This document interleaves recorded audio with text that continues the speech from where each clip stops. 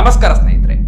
Bihar election ಬಹುಶಃ ದೇಶದ ಇತಿಹಾಸದಲ್ಲೇ ಅತ್ಯಂತ ಅನ್ಯಾಯದ ಚುನಾವಣೆ ಇರಬೇಕು. ಎಷ್ಟರ ಮಟ್ಟಿಗಿನ ಹಗರಣ, ಯಾವ ಮಟ್ಟದ ಚುನಾವಣಾ ಮ್ಯಾನಿಪ್ಯುಲೇಷನ್ ಇಲ್ಲಿ ನಡೆದಿದೆ ಅಂದ್ರೆ ಅದನ್ನ ನೀವು ನೋಡಿದ್ರೆ ನೀವು ಮೂರ್ಛೆ ತಪ್ಪಿ ಬೀಳೋದು ಗ್ಯಾರಂಟಿ.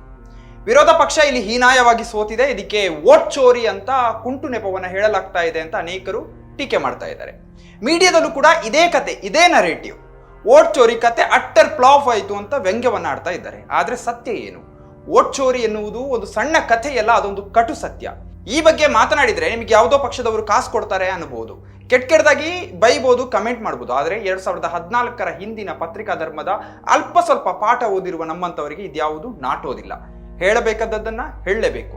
ಬಿಹಾರದ ಎಲೆಕ್ಷನ್ ನಲ್ಲಿ ನಡೆದಿರುವಂತಹ ಹಗರಣಗಳ ಕೆಲವು ಪಾಯಿಂಟ್ಗಳನ್ನ ನಿಮ್ಮ ಮುಂದೆ ಇಡ್ತಾ ಹೋಗ್ತೀನಿ. ನಾನು ಚರಣ್ ವರ್ನಾಡ್. ನೀವಿನ್ನು ಪೀಪಲ್ ಟಿವಿಯ ಯೂಟ್ಯೂಬ್ ಚಾನೆಲ್ಗೆ ಸಬ್ಸ್ಕ್ರೈಬ್ ಆಗದೇ ಇದ್ದಲ್ಲಿ ಈಗಲೇ ಸಬ್ಸ್ಕ್ರೈಬ್ ಆಗಿ, ಹಾಗೆ ಬೆಲೈಕನ್ ಒತ್ತೋದಕ್ಕೆ ಮರಿಬೇಡಿ.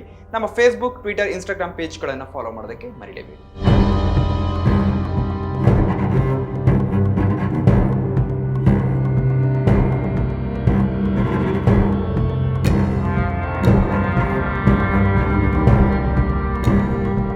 ಈ ಹಿಂದೆ ಅನೇಕ ಬಾರಿ SIR ಬಗ್ಗೆ, ವೋಟ್ ಚೋರಿ ಬಗ್ಗೆ ವಿಡಿಯೋ ಮಾಡಿದ್ದೆವು.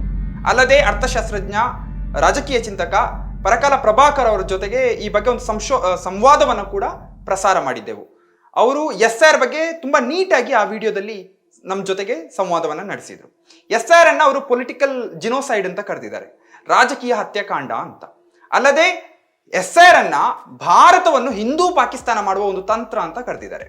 SIR ನಲ್ಲಿ ಈಗಾಗಲೇ ಒಬ್ಬರು ಬ್ಲಾಕ್ ಲೆವೆಲ್ ಅಧಿಕಾರಿ ಪಶ್ಚಿಮ ಬಂಗಾಳದಲ್ಲಿ ಕೆಲಸದ ಒತ್ತಡ ಮತ್ತೆ ಅವಮಾನವನ್ನು ತಡ್ಕೊಳ್ಳಿಕ್ಕಾಗದೆ ಆತ್ಮಹತ್ಯೆ ಮಾಡಿಕೊಂಡಿದ್ದಾರೆ. ಈ ಬಗ್ಗೆ ಕೂಡ ಒಂದು ವಿಡಿಯೋವನ್ನ ಮಾಡಿದ್ದೆವು. ಸರ್ವೇಶ್ ಸಿಂಗ್ ಎನ್ನುವ ಇನ್ನೊಬ್ಬ ಟೀಚರ್ ಈಗಾಗಲೇ ವಿಡಿಯೋವನ್ನ ಮಾಡಿ ಆತ್ಮಹತ್ಯೆ ಮಾಡಿಕೊಂಡಿರುವಂತಹ ವಿಡಿಯೋ ವೈರಲ್ ಆಗ್ತಾ ಇದೆ. ಇವತ್ತಿನ ವಿಡಿಯೋದಲ್ಲಿ ಬಿಹಾರ ಎಲೆಕ್ಷನ್ ನ ಕುತಂತ್ರದ ಇನ್ನೊಂದು ಮಗ್ಗಲನ್ನ ನಿಮಗೆ ತೋರಿಸ್ತೇವೆ. ಕೆಲವು ವಿಚಾರಗಳನ್ನು ನಿಮ್ಮ ಮುಂದೆ ಇಡ್ತಾ ಹೋಗ್ತೇವೆ. ಇಲ್ಲಿನ 6 ಪ್ರಕರಣಗಳು ಬಿಹಾರ ಎಲೆಕ್ಷನ್ ಎನ್ನುವುದು ಬಿಜೆಪಿ ಮತ್ತೆ ಚುನಾವಣಾ ಆಯೋಗ ಜಂಟಿಯಾಗಿ ನಡೆಸಿದಂತಹ ದೇಶ ಮಟ್ಟದ ಅನ್ಯಾಯ ಎನ್ನುವುದನ್ನ ಕಣ್ಣಿಗೆ ರಾಚುವಂತೆ ಹೇಳುತ್ತದೆ. 10,000 ರೂಪಾಯಿಗಳ ಕಾನೂನುಬದ್ಧ ಲಂಚ. ಬಿಹಾರ ಎಲೆಕ್ಷನ್ ಎಂಬುದು ಒಂದು ದೊಡ್ಡ ಫ್ರಾಡ್ ಎನ್ನುವುದನ್ನ ತೋರಿಸೋದಕ್ಕೆ ಒಂದು ದೊಡ್ಡ ಸಾಕ್ಷಿ ಅಂದ್ರೆ ಈ 10,000 ರೂಪಾಯಿಯ ಕಾನೂನುಬದ್ಧ ಲಂಚ ಪ್ರಕರಣ. ಬಿಹಾರದಲ್ಲಿ ಮೊದಲ ಹಂತದ ಚುನಾವಣೆಗೆ ಕೆಲವು ಅಂದ್ರೆ 6-7 ದಿನಗಳು ಇರುವ ಮೊದಲೇ ಅಂದ್ರೆ ಅಕ್ಟೋಬರ್ 31ರಂದು ಮತ್ತೆ ಎರಡನೇ ಹಂತದ ಚುನಾವಣೆಗೆ 4 ದಿನಗಳ ಮೊದಲು ಅಂದ್ರೆ ನವೆಂಬರ್ 7ರಂದು ಬಿಹಾರದ ಮಹಿಳೆಯರ ಬ್ಯಾಂಕ್ ಅಕೌಂಟ್ಗಳಿಗೆ ತಲಾ 10,000 ರೂಪಾಯಿಯನ್ನ ಟ್ರಾನ್ಸ್ಫರ್ ಮಾಡಲಾಗಿತ್ತು. ಇದನ್ನ ಸ್ಪಷ್ಟವಾಗಿ ನಾವು ಕಾನೂನುಬದ್ಧ ಲಂಚ, ಲೀಗಲೈಸ್ಡ್ ಬ್ರೈಬರಿ ಅಂತ ಕರಿಬೇಕಾಗತ್ತೆ. ಮತದಾರರನ್ನ ಆಕರ್ಷಿಸೋದಕ್ಕೆ, ಪ್ರಭಾವಿಸೋದಕ್ಕೆ ಬಿಜೆಪಿ ಈ ಲಂಚವನ್ನ ಕಾನೂನುಬದ್ಧವಾಗಿ ಹಂಚಿದೆ. ಸಣ್ಣ ಉದ್ಯಮವನ್ನ ಆರಂಭ ಮಾಡೋದಕ್ಕೆ ಪ್ರತಿ ಕುಟುಂಬದ ಮಹಿಳೆಗೆ 10,000 ರೂಪಾಯಿಯನ್ನ ನೀಡಲಾಗ್ತದೆ ಅಂತ ಅದು ಹೇಳ್ತಾ ಇದೆ. ಅಷ್ಟೇ ಅಲ್ಲದೆ ಅದನ್ನ ರಾಷ್ಟ್ರ ಮಟ್ಟದಲ್ಲಿ, ದೊಡ್ಡ ಮಟ್ಟದಲ್ಲಿ ಪ್ರಚಾರವನ್ನು ಕೂಡ ಮಾಡಲಾಗಿತ್ತು. ಈ ಯೋಜನೆಯಲ್ಲಿ ಒಟ್ಟು 1,25,00,000 ಮಹಿಳೆಯರಿಗೆ ತಲಾ 10,000 ರೂಪಾಯಿಯನ್ನ ಕೊಡಲಾಗಿದೆ. ಜೊತೆಗೆ 6 ತಿಂಗಳ ನಂತರ ಇವರಿಗೆ 1 ಲಕ್ಷದವರೆಗಿನ ಸಹಾಯವನ್ನು ನೀಡುವುದಾಗಿ ಭರವಸೆಯನ್ನ ಕೂಡ ಕೊಟ್ಟಿದ್ದಾರೆ. ಈ ಯೋಜನೆಯ ಲಾಭವನ್ನು ಪಡೆಯೋದಕ್ಕೆ ಈ ಮಹಿಳೆಯರು ಜೀವಿಕಾ ಸ್ವಸಹಾಯ ಸಂಘಗಳಿಗೆ ಸೇರಬೇಕಾಗಿತ್ತು. ಅವರನ್ನ ಅಲ್ಲಿ ಜೀವಿಕಾ ದೀದಿ ಅಂತ ಕರೀತಾರೆ. ಮೇಲ್ನೋಟಕ್ಕೆ ಇದೊಂದು ಒಳ್ಳೆಯ ಜನಕಲ್ಯಾಣ ಯೋಜನೆ, ಜನರ ಒಳ್ಳೆಯದಕ್ಕೆ ಮಾಡಲಾಗಿದೆ ಅಂತ ಕಾಣುತ್ತದೆ. ಆದ್ರೆ ಕೇವಲ ಯೋಜನೆಯನ್ನಾಗಿ ಮಾತ್ರ ನೋಡಿದ್ರು ಕೂಡ ಇದರ ಬಗ್ಗೆ ನಮಗೆ ಯಾವುದೇ ವಿರೋಧ ಇಲ್ಲ. ಆದ್ರೆ ಸಮಸ್ಯೆ ಇರೋದು ಇದನ್ನ ಜಾರಿಗೊಳಿಸಿದಂತಹ ಟೈಮ್, ಯಾವ ಸಮಯದಲ್ಲಿ ಇದನ್ನ ಜಾರಿ ಮಾಡಿದ್ದಾರೆ, ಯಾವ ರೀತಿ ಜಾರಿ ಮಾಡಿದ್ದಾರೆ ಎನ್ನುವುದರಲ್ಲಿ ಸಮಸ್ಯೆ ಇದೆ. ಈ ಯೋಜನೆಯನ್ನ ಚುನಾವಣೆಗೂ ಮುಂಚೆ ಅಂದ್ರೆ ಸೆಪ್ಟೆಂಬರ್ನಲ್ಲಿಯೇ ತರಲಾಗಿದ್ರು ಕೂಡ ಚುನಾವಣೆಯ ಸಮಯದಲ್ಲೇ ಈ ಹಣವನ್ನ ಹಂಚಲಾಯಿತು. ಇದು ಹೇಗಿದೆ ಅಂದ್ರೆ 10,000 ರೂಪಾಯಿ ಕೊಟ್ಟು ವೋಟ್ ಖರೀದಿಸಿದಂತೆ ಆಗಿಲ್ವಾ? ಹಣ ಪಡೆದ ಮೇಲೆ ಯಾರಿಗೆ ವೋಟ್ ಹಾಕಬೇಕು ಎನ್ನುವುದನ್ನು ಕೂಡ ಅವರವರ ಇಷ್ಟ ಅಲ್ವಾ ಅಂತ ನೀವು ಹೇಳ್ಬೋದು. ಈಗ ಹಣ ತಗೊಂಡಿದ್ದೇವೆ, ನಾವು ಯಾರಿಗೆ ಬೇಕಾದ್ರೂ ಅವರು ವೋಟ್ ಹಾಕಬಹುದು ಅಂತ ನೀವು ಹೇಳ್ಬೋದು. ಆದ್ರೆ ಇಲ್ಲಿ ಏನು ಮಾಡಲಾಯಿತು ಗೊತ್ತಾ? ಅವರಿಗೆ ಆಸೆ, ಆಮಿಷವನ್ನ ಒಡ್ಡಲಾಯಿತು.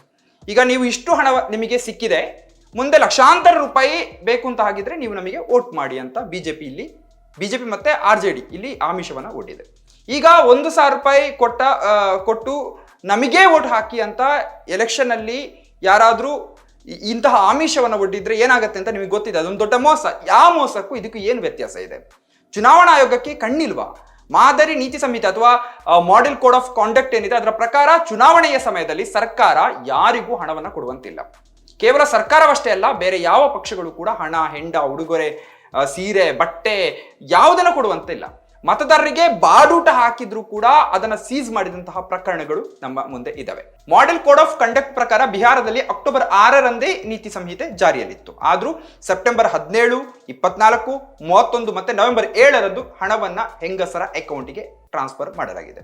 ಬಿಹಾರ ಇಡೀ ದೇಶದಲ್ಲೇ ಮಾತ್ರವಲ್ಲ, ಉತ್ತರ ಭಾರತದಲ್ಲಿಯೂ ಕೂಡ ಎಲ್ಲ ಕ್ಷೇತ್ರಗಳಲ್ಲಿ ಹಿಂದುಳಿದಂತಹ ಒಂದು ರಾಜ್ಯ.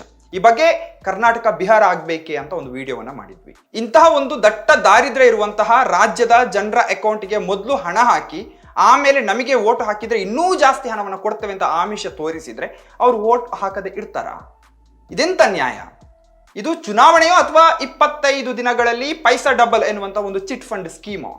ಈ ಹಿಂದೆ ತಮಿಳುನಾಡಿನಲ್ಲಿ ಜಯಲಲಿತಾ ಸರ್ಕಾರ ರೈತರಿಗೆ ಹಣವನ್ನ ಕೊಡೋದಕ್ಕೆ ಮುಂದಾದಾಗ, ಆಮೇಲೆ ಕರುಣಾನಿಧಿ ಸರ್ಕಾರ ಕಲರ್ ಟಿವಿಯನ್ನು ಕೊಡೋದಕ್ಕೆ ಮುಂದೆ ಬಂದಾಗ ಚುನಾವಣಾ ಆಯೋಗ ಅದನ್ನ ತಡೆ ಹಿಡಿದಿತ್ತು. 2023 ನವೆಂಬರ್ನಲ್ಲಿ ತೆಲಂಗಾಣದ BRS ಸರ್ಕಾರ ರೈತರಿಗೆ ಹಣವನ್ನು ಕೊಡೋದಕ್ಕೆ ಹೋದಾಗ ಕೂಡ ಚುನಾವಣಾ ಆಯೋಗ ಅದನ್ನ ತಡೆದಿತ್ತು. ಆದರೆ ಬಿಹಾರದಲ್ಲಿ NDA ಸರ್ಕಾರಕ್ಕೆ ಚುನಾವಣಾ ಆಯೋಗ ಎಷ್ಟು ಮುಕ್ತವಾದ ಅವಕಾಶವನ್ನು ಕೊಟ್ಟಿದೆ ಅಂದ್ರೆ, ಚುನಾವಣೆಯ ಕೆಲವು ದಿನಗಳಿರುವಾಗ ಹೆಂಗಸರ ಅಕೌಂಟಿಗೆ ದುಡ್ಡನ್ನ ಹಾಕಿದೆ, ಅದು 10,000. ಅಷ್ಟೇ ಅಲ್ಲ, ಮತದಾನದ ದಿನ 1,80,000ಕ್ಕೂ ಹೆಚ್ಚು ಜೀವಿಕಾ ದೀದಿಗಳನ್ನ ಚುನಾವಣೆಯ ಕೆಲಸಕ್ಕೆ, ಚುನಾವಣಾ ಕರ್ತವ್ಯಕ್ಕೆ ನಿಯೋಜನೆ ಮಾಡಲಾಗಿತ್ತು. ಅಂದ್ರೆ ಯಾರಿಗೆ 10,000 ರೂಪಾಯಿ ಲಂಚ ಸಿಕ್ಕಿತ್ತೋ ಅವರನ್ನ ಎಲೆಕ್ಷನ್ ಡ್ಯೂಟಿಗೆ ಕೂಡ ಹಾಕಲಾಯಿತು. ನನ್ನ ಪ್ರಕಾರ ಈ ಒಂದು ಸಾಕ್ಷಿಯೇ ಇಡೀ ಚುನಾವಣೆಯನ್ನ ರದ್ದು ಮಾಡೋದಕ್ಕೆ ಸಾಕು. ಮತದಾರರಿಗೆ ವಿಶೇಷ ರೈಲು. ಬಿಜೆಪಿ ಹರಿಯಾಣದಿಂದ ಒಂದು ಸ್ಪೆಷಲ್ ರೈಲನ್ನ ಮಾಡಿ ಸಾವಿರಾರು ಜನರನ್ನ ಹರಿಯಾಣದಿಂದ ಎಲೆಕ್ಷನ್ಗೆ ಬಿಹಾರಕ್ಕೆ ಕಳಿಸಿತ್ತು. ಕಪಿಲ್ ಸಿಬಲ್ ಅವರು ಪತ್ರಿಕಾಗೋಷ್ಠಿಯನ್ನು ನಡೆಸಿ ನವೆಂಬರ್ 3ರಂದು ಹರಿಯಾಣದಿಂದ ಕನಿಷ್ಠ 4 ಸ್ಪೆಷಲ್ ಟ್ರೈನ್ಗಳನ್ನ ಬಿಡಲಾಗಿತ್ತು ಅಂತ ಸಾಕ್ಷಿಯನ್ನು ಕೊಟ್ಟಿದ್ದಾರೆ. ABP ನ್ಯೂಸ್ ವಿಡಿಯೋ ಒಂದರಲ್ಲಿ ಪ್ರಯಾಣಿಕರೇ ಖುದ್ದು ಅವರು ಹೇಳ್ತಾರೆ ಏನಂದ್ರೆ, ನಮ್ಮ ಎಲ್ಲಾ ಖರ್ಚನ್ನ ಮೋದಿ ಸರ್ಕಾರವೇ ನೋಡಿಕೊಂಡದ್ದು, ಟಿಕೆಟ್ ಅನ್ನು ಕೊಟ್ಟಿದ್ದೇ ಬಿಜೆಪಿ, ಊಟ ಹಾಕಿದ್ದು ಕೂಡ ಅವರೇ ಅಂತ ಹೇಳಿದ್ದಾರೆ. ಈಗ ಜನಪ್ರತಿನಿಧಿ ಕಾಯ್ದೆ 1951ರ ಪ್ರಕಾರ, ಅಂದ್ರೆ ರೆಪ್ರೆಸೆಂಟೇಷನ್ ಆಫ್ ಪೀಪಲ್ ಆಕ್ಟ್ 1951ನ ಪ್ರಕಾರ ಯಾವುದೇ ಅಭ್ಯರ್ಥಿ ಮತದಾರರನ್ನ ಕರೆತರೋದಕ್ಕೆ ವಾಹನ ವ್ಯವಸ್ಥೆ ಮಾಡುವುದು ಭ್ರಷ್ಟಾಚಾರ, ಅಂದ್ರೆ ಕರಪ್ಟ್ ಪ್ರಾಕ್ಟೀಸ್ ಅಂತ ಅದು ಹೇಳುತ್ತದೆ. ಅಂದ್ರೆ ಒಬ್ಬ ಓಟಿಗೆ ನಿಂತ ಅಥವಾ ಆ ಪಕ್ಷದವರು ವಾಹನ ಮಾಡಿ ವೋಟ್ ಹಾಕೋದಕ್ಕೆ ಜನವನ್ನ ಕರೆಸಿದ್ರೆ ಅದು ಒಂದು ಕರಪ್ಟ್ ಪ್ರಾಕ್ಟೀಸ್. ಒಂದು ಊರಿನಿಂದ ಇನ್ನೊಂದು ಊರಿಗೆ ಫ್ರೀಯಾಗಿ ಕರ್ಕೊಂಡು ಹೋಗೋದೇ ತಪ್ಪು. ಇಂಥದ್ರಲ್ಲಿ ಹರಿಯಾಣದಿಂದ ಬಿಹಾರಕ್ಕೆ ರೈಲನ್ನೇ ಬಿಟ್ಟಿದ್ದಾರೆ. ಆಮ್ ಆದ್ಮಿ ಪಕ್ಷದ ಸೌರಭ್ ಭಾರದ್ವಾಜ್ ಆರೋಪಿಸಿದಂತೆ ಬಿಜೆಪಿಯ ನಿಷ್ಠಾವಂತ ಮತದಾರರನ್ನ ಗುರುತಿಸಿ ಅವರನ್ನ ಬಿಹಾರಕ್ಕೆ ಕಳಿಸಲಾಗಿದೆ. ರಾಹುಲ್ ಗಾಂಧಿ ಕೂಡ ಇದೇ ಆರೋಪವನ್ನ ಮಾಡಿದ್ದಾರೆ. ನಕಲಿ ಮತದಾರರು. ಈ ಚುನಾವಣೆಯಲ್ಲಿ ನಕಲಿ ಮತದಾನದ 100 ಉದಾಹರಣೆಗಳು ಸಿಕ್ಕಿದಾವೆ. ಬೇರೆ ರಾಜ್ಯಗಳಲ್ಲಿ ಮತ ಹಾಕಿದವರೇ ಬಿಹಾರದಲ್ಲೂ ಬಂದು ವೋಟ್ ಹಾಕಿದ್ದಾರೆ. ಅಂದ್ರೆ ಡೆಲ್ಲಿಯಲ್ಲಿ ವೋಟ್ ಹಾಕಿದವನೇ ಬಿಹಾರದಲ್ಲೂ ವೋಟ್ ಹಾಕಿದ್ದಾನೆ. ಬಿಜೆಪಿಯ ಕಾರ್ಯಕರ್ತ ನಾಗೇಂದ್ರ ಕುಮಾರ್ ದೆಹಲಿ ಮತ್ತೆ ಬಿಹಾರ ಎರಡೂ ಕಡೆ ವೋಟ್ ಹಾಕಿದ್ದಾನೆ. ಬಿಜೆಪಿ ಮತ್ತೆ ಈ ಹಿಂದುತ್ವದ ಮಡಿಲ ನಾಯಿ ಮಾಧ್ಯಮ ಆಗಿರುವಂತಹ ಓಪ್ ಇಂಡಿಯಾ ಏನಿದೆ, ನಿನ್ನೆಯ ವಿಡಿಯೋದಲ್ಲಿ ಇದನ್ನ ಪತ್ರಿಕಾ ಸ್ವಾತಂತ್ರ್ಯಕ್ಕೆ ಅತ್ಯಂತ ಮಾರಕವಾಗಿರುವಂತಹ ಒಂದು ವೆಬ್ಸೈಟ್ ಅಂತ RSF ಹೇಳಿದ ಬಗ್ಗೆ ವಿಡಿಯೋ ಮಾಡಿದ್ವಿ. ಅದೇ ಓಪ್ ಇಂಡಿಯಾದ ಸಂಪಾದಕ ಅಜಿತ್ ಝಾ ಎನ್ನುವವನು ಹರಿಯಾಣ, ದೆಹಲಿ, ಬಿಹಾರ 3 ಕಡೆ ವೋಟ್ ಹಾಕಿದ್ದಾನೆ. ಆಲ್ಟ್ ನ್ಯೂಸ್ನ ಜುಬೇರ್ ಅಂತವರೇ ಇಂತಹ 7-8 ಜನರನ್ನ ಹುಡುಕಿ ತೋರಿಸಿದ್ದಾರೆ. ಇವರೆಲ್ಲ ಸೋಷಿಯಲ್ ಮೀಡಿಯಾದಲ್ಲಿ ತಾವೇ ವೋಟ್ ಹಾಕಿದ್ದನ್ನ ಫೋಟೋ ಸಮೇತ ಹಾಕಿಕೊಂಡು ಸಿಕ್ಕಿಬಿದ್ದಿದ್ದಾರೆ. ಒಬ್ಬ ವ್ಯಕ್ತಿಗೆ 2-3 ವೋಟರ್ ID ನಂಬರ್ ಇರೋದಕ್ಕೆ ಸಾಧ್ಯನೇ ಇಲ್ಲ. ಇದಕ್ಕೆ ಚುನಾವಣಾ ಆಯೋಗದ ಬಾಯಲ್ಲಿ ಉತ್ತರ ಕೂಡ ಇಲ್ಲ. ಬಿಹಾರದಲ್ಲಿ ನಕಲಿ ಮತದಾರರನ್ನ ಡಿಲೀಟ್ ಮಾಡೋದಕ್ಕೆ ಸ್ಪೆಷಲ್ ಇಂಟೆನ್ಸಿವ್ ರಿವಿಷನ್ SIR ಅನ್ನ ಮಾಡಲಾಗಿತ್ತು. ಆದ್ರೂ 2 ಕಡೆ ವೋಟರ್ ID ಇಟ್ಟುಕೊಂಡಿರುವವರು ಈ SIR ಇಂದ ಹೇಗೆ ಬಾಕಿ ಉಳಿದ್ರು? ಅವರ ಹೆಸರು ಯಾಕೆ ಡಿಲೀಟ್ ಆಗಲಿಲ್ಲ? ದಿ ರಿಪೋರ್ಟರ್ಸ್ ಕಲೆಕ್ಟಿವ್ ವೆಬ್ಸೈಟ್ನ 2 ಪತ್ರಕರ್ತರು ಇದರ ಬಗ್ಗೆ ಒಂದು ತನಿಖಾ ವರದಿಯನ್ನು ಪ್ರಕಟಿಸಿದ್ದಾರೆ. ಬಿಹಾರದ ಅಂತಿಮ ಮತದಾರರ ಪಟ್ಟಿಯಲ್ಲಿ 14,35,000 ಜನ ಶಂಕಿತ ನಕಲಿ ಮತದಾರರಿದ್ದಾರೆ ಅಂತ ಅವರು ವರದಿಯನ್ನು ಮಾಡಿದ್ದಾರೆ. ಇದರಲ್ಲಿ 3,42,000 ಜನರಂತೂ ಎರಡೂ ವೋಟರ್ ಐಡಿಯಲ್ಲಿ ಹೆಸರು, ವಯಸ್ಸು ಎಲ್ಲವೂ ಸೇಮ್ ಇದೆ. ಚುನಾವಣಾ ಆಯೋಗವು ನಕಲಿ ಮತದಾರರನ್ನ ಪತ್ತೆ ಹಚ್ಚೋದಕ್ಕೆ ಸಾಫ್ಟ್ವೇರ್ ಅನ್ನು ಕೂಡ ಹೊಂದಿದೆ, ಆದ್ರೆ ಅದನ್ನ ಬಳಸಿಲ್ಲ. ಯಾಕೆ? ಇದು ನಮ್ಮ ನೇರ ಮತ್ತು ಸ್ಪಷ್ಟವಾದಂತಹ ಪ್ರಶ್ನೆ. CCTV ನಿಯಮಗಳಲ್ಲಿ ಮೋಸ. ಪೋಲಿಂಗ್ ಬೂತ್ ನ CCTV ಫುಟೇಜ್ ಏನಿದೆ ಅದು ಬಹಳ ಮುಖ್ಯವಾದ ಸಾಕ್ಷಿ. ಯಾರು ಎಷ್ಟು ಬಾರಿ ವೋಟ್ ಹಾಕಿದ್ದಾರೆ, 2 ಬಾರಿ ವೋಟ್ ಹಾಕಿದಾರಾ, ಯಾರು ಕಳ್ಳ ವೋಟ್ ಹಾಕಿದ್ದಾರೆ, ಇದನ್ನೆಲ್ಲ ತಿಳ್ಕೊಳ್ಬೇಕು ಅಂತ ಇದ್ರೆ CCTV ಫುಟೇಜ್ ಅನ್ನು ನೋಡಬೇಕು. ಡಿಸೆಂಬರ್ 2024ರಲ್ಲಿ ಪಂಜಾಬ್ ಮತ್ತೆ ಹರಿಯಾಣ ಹೈಕೋರ್ಟ್ ಈ CCTV ಫುಟೇಜ್ ಗಳೇನಿದಾವೆ ಮತ್ತೆ ಇತರ ಇದು ವೋಟಿಂಗ್ ಡಾಕ್ಯುಮೆಂಟ್ಸ್ ಗಳೇನಿದಾವೆ ಇನ್ಕ್ಲೂಡಿಂಗ್ CCTV ಫುಟೇಜು, ಅದು ಚುನಾವಣಾ ದಾಖಲೆ ಅಂತ ಹೇಳಿ ಅದನ್ನ ಅರ್ಜಿದಾರರಿಗೆ ನೀಡೋದಕ್ಕೆ ಆದೇಶವನ್ನು ಕೊಟ್ಟಿತ್ತು. ಆದರೆ ಅದರ ನಂತರ ಮೋದಿ ಸರ್ಕಾರ ಆ ನಿಯಮವನ್ನೇ ಬದಲಾಯಿಸಿತ್ತು. ಚುನಾವಣಾ ನಿಯಮಗಳು 1961ಕ್ಕೆ ತಿದ್ದುಪಡಿಯನ್ನ ತಂದಿದೆ. ಈಗ CCTV ದೃಶ್ಯಾವಳಿಗಳನ್ನ ಯಾರಿಗೂ ಕೂಡ ಕೊಡುವ ಹಾಗಿಲ್ಲ ಅಂತ ಹೊಸ ರೂಲ್ಸ್ ಅನ್ನ ಬಿಜೆಪಿ ಮಾಡಿದೆ. ಅಷ್ಟೇ ಅಲ್ಲ, ಜೂನ್ 2025ರಲ್ಲಿ ಚುನಾವಣಾ ಆಯೋಗ ಮತ್ತೊಂದು ನಿಯಮವನ್ನು ತಂದಿದೆ. ಫಲಿತಾಂಶ ಬಂದ 45 ದಿನಗಳ ಒಳಗಡೆ ಕೋರ್ಟ್ನಲ್ಲಿ ಯಾರು ಕೇಸ್ ಹಾಕದೇ ಇದ್ರೆ ಈ CCTV ಫುಟೇಜ್ ಏನಿದೆ ಅದನ್ನ ಡಿಲೀಟ್ ಮಾಡಬೇಕು ಅಂತ ಅದು ಹೇಳಿದೆ. ಇದಕ್ಕೆ ಅವ್ರು ಕೊಟ್ಟಂತಹ ಕಾರಣ ಮಾತ್ರ ತುಂಬಾ ಮಜಾ ಇದೆ. ನಮ್ಮ ತಾಯಿ, ನಮ್ಮ ತಂಗಿಯರ ವಿಡಿಯೋವನ್ನ ನಾವು ಶೇರ್ ಮಾಡೋದಕ್ಕೆ ಸಾಧ್ಯ ಇಲ್ಲ ಅಂತ ಮುಖ್ಯ ಚುನಾವಣಾ ಆಯುಕ್ತ ಜ್ಞಾನೇಶ್ ಕುಮಾರ್ ಹೇಳಿ ದೊಡ್ಡ ಜೋಕರ್ ಆಗಿ ಹೋಗಿದ್ದಾರೆ. ಇದೇನೋ ಬೆಡ್ರೂಮ್ ಫುಟೇಜಾ ಅಥವಾ ಯಾರೋ ಸ್ನಾನ ಮಾಡ್ತಾ ಇರುವ ಫುಟೇಜಾ? ಇದು ವೋಟ್ ಮಾಡ್ತಿರುವ ಫುಟೇಜು, ಪೋಲಿಂಗ್ ಬೂತ್ ನ ಫುಟೇಜು. ಇದನ್ನ ಆಯೋಗ ಮುಚ್ಚಿಡೋದಕ್ಕೆ ಇಂತಹ ಕಾರಣಗಳನ್ನು ಕೊಡೋದು ಅತ್ಯಂತ ಫೂಲಿಶ್ನೆಸ್ ಆಗುತ್ತೆ. ಮತದಾರರ ಹೆಸರು ಡಿಲೀಟ್. ಜೂನ್ನಿಂದ ಸೆಪ್ಟೆಂಬರ್ ವರೆಗೆ ಬಿಹಾರದಲ್ಲಿ SIR ನಡೆಯಿತು. ಅದರ ನಂತರ 7,89,00,000 ಇದ್ದಂತಹ ಮತದಾರರ ಸಂಖ್ಯೆ 7,42,00,000ಕ್ಕೆ ಇಳಿಯಿತು. ಸುಮಾರು 46-47 ಲಕ್ಷ ಹೆಸರುಗಳನ್ನು ಡಿಲೀಟ್ ಮಾಡಲಾಗಿದೆ. ಜನಸಂಖ್ಯಾ ಲೆಕ್ಕಾಚಾರದ ಪ್ರಕಾರ ಅಲ್ಲಿ 8,22,00,000 ಮತದಾರರು ಇರಬೇಕಾಗಿತ್ತು. ಅಂದ್ರೆ ಸುಮಾರು 80 ಲಕ್ಷ ವೋಟರ್ಸ್ ನಾಪತ್ತೆಯಾಗಿ ಹೋಗಿದ್ದಾರೆ. ದಿ ವೈರ್ ವರದಿಯ ಪ್ರಕಾರ ವಿರೋಧ ಪಕ್ಷಗಳಿಗೆ ಹೆಚ್ಚು ಮತ ಬೀಳುವ ಪ್ರದೇಶಗಳಲ್ಲಿ, ಉದಾಹರಣೆಗೆ ಸೀಮಾಂಚಲ್ ಮತ್ತೆ ಮುಸ್ಲಿಂ ಪ್ರಾಬಲ್ಯ ಇರುವಂತಹ ಪ್ರದೇಶಗಳಲ್ಲಿ ಇಂತಹ ಹೆಚ್ಚು ವೋಟರ್ಸ್ಗಳ ಹೆಸರುಗಳನ್ನು ಡಿಲೀಟ್ ಮಾಡಲಾಗಿದೆ. ಮೊದಲ ಡ್ರಾಫ್ಟ್ ನಲ್ಲಿ ಡಿಲೀಟ್ ಆದವರಲ್ಲಿ 24.7% ಮುಸ್ಲಿಮರಿದ್ರು. ಫೈನಲ್ ಪಟ್ಟಿ ಒಂದು ಸಬ್ಮಿಟ್ ಮಾಡಿತು, ಅದರಲ್ಲಿ ಡಿಲೀಟ್ ಆದವರಲ್ಲಿ 33% ಮುಸ್ಲಿಮರಿದ್ರು. ಆದರೆ ಬಿಹಾರದಲ್ಲಿ ಮುಸ್ಲಿಂ ಜನಸಂಖ್ಯೆ ಇರೋದು 16.9% ಮಾತ್ರ. ದಲಿತರು, ಆದಿವಾಸಿಗಳ ಹೆಸರುಗಳನ್ನು ಕೂಡ ಡಿಲೀಟ್ ಮಾಡಲಾಗಿದೆ. ಅನೇಕ ಜನರು ಬೂತಿಗೆ ಹೋದಾಗ ಅವರ ಹೆಸರು ಲಿಸ್ಟ್ ನಲ್ಲೇ ಇರಲಿಲ್ಲ, ಅವರ ಹೆಸರಿನಲ್ಲಿ ಬೇರೆ ಅವರು ಯಾರೋ ವೋಟ್ ಹಾಕಿ ಹೋಗಿದ್ದಾರೆ. ಇಂತಹ ಅನೇಕ ವಿಡಿಯೋಗಳು ಚುನಾವಣೆಯ ಸಮಯದಲ್ಲಿ ಹೊರಗೆ ಬಂದಿದ್ದು ನೀವು ನೋಡಿರ್ಬೋದು. ದಗಲ್ಬಾಜಿ ಚುನಾವಣಾ ಆಯೋಗ ಬಿಜೆಪಿಗೆ ಎಲ್ಲಾ ರೀತಿಯ ಅನುಕೂಲ ಆಗುವಂತೆ ಈಗಲೂ ಕೂಡ ಕೆಲಸ ಮಾಡ್ತಾ ಇದೆ. 2021ರ ಪಶ್ಚಿಮ ಬಂಗಾಳ ಚುನಾವಣೆಯಿಂದ ಹಿಡಿದು 2024ರ ಲೋಕಸಭಾ ಚುನಾವಣೆಯವರೆಗೆ ಮೋದಿಜಿ ಹೋದಲ್ಲಿ ಬಂದಲ್ಲಿ ಧರ್ಮದ ಹೆಸರಿನಲ್ಲಿ ವೋಟ್ ಕೇಳಿದ್ರು ಕೂಡ ಚುನಾವಣಾ ಆಯೋಗ ಕ್ರಮವನ್ನೇ ತಗೊಳ್ಳಿಲ್ಲ. ಮುಖ್ಯವಾಗಿ ಚುನಾವಣಾ ಆಯುಕ್ತರನ್ನ ನೇಮಿಸುವ ಸಮಿತಿಯಲ್ಲಿ ಹಿಂದೆ ಸುಪ್ರೀಂ ಕೋರ್ಟ್ನ ಮುಖ್ಯ ನ್ಯಾಯಮೂರ್ತಿ ಇದ್ರು. ಆದ್ರೆ ಮೋದಿ ಸರ್ಕಾರ ಅವರನ್ನ ಸಮಿತಿಯಿಂದ ಕಿತ್ತು ಹಾಕಿದೆ. ಈಗ ಯಾರಿದ್ದಾರೆ ಈ ಕಮಿಟಿಯಲ್ಲಿ? ಪ್ರಧಾನಮಂತ್ರಿ ಇದ್ದಾರೆ, ಆಮೇಲೆ ಅವರದೇ ಕೇಂದ್ರ ಸಂಪುಟದ ಸಚಿವರೊಬ್ಬರು ಇರ್ತಾರೆ, ಮತ್ತೆ ಲೋಕಸಭೆಯಲ್ಲಿ ಅತಿ ದೊಡ್ಡ ವಿರೋಧ ಪಕ್ಷದ ನಾಯಕ ಇರ್ತಾರೆ. ಅಂದ್ರೆ ಇಬ್ಬರು ಕೇಂದ್ರ ಸಚಿವರು, ಅಂದ್ರೆ ಬಿಜೆಪಿ ಅವರೇ ಅಥವಾ NDA ಅವರೇ, ಮತ್ತೆ ಒಬ್ರು ವಿಪಕ್ಷ ನಾಯಕ.